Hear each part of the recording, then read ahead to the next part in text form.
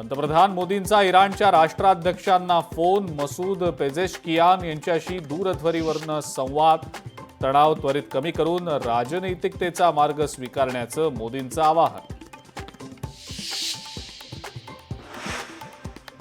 Iran रशियाची मदत घेण्याच्या तयारीत. इराणचे परराष्ट्र मंत्री अब्बास अरगाची मॉस्कोला रवाना. रशियाचे राष्ट्राध्यक्ष पुतिन यांची सोमवारी भेट घेणार.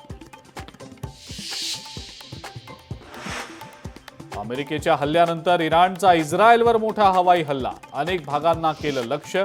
हल्ल्यामध्ये 11 जण जखमी झाल्याची माहिती.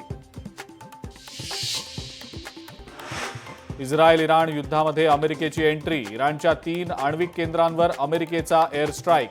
इस्रायलच्या बाजूनं अमेरिका आता रिंगणार.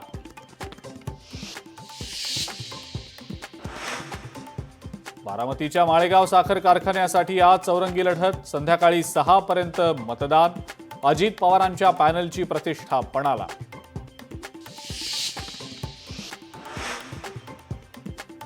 आणि आज संत ज्ञानोबा आणि तुकोबांची पालखी पुण्यात मार्गस्थ. विठूनामाच्या गजरात दिवे घाट दुमदुमणार.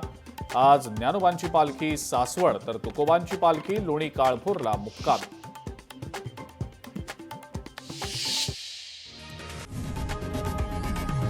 लोकशाही मराठी ऐका, पहा, जागरूक रहा.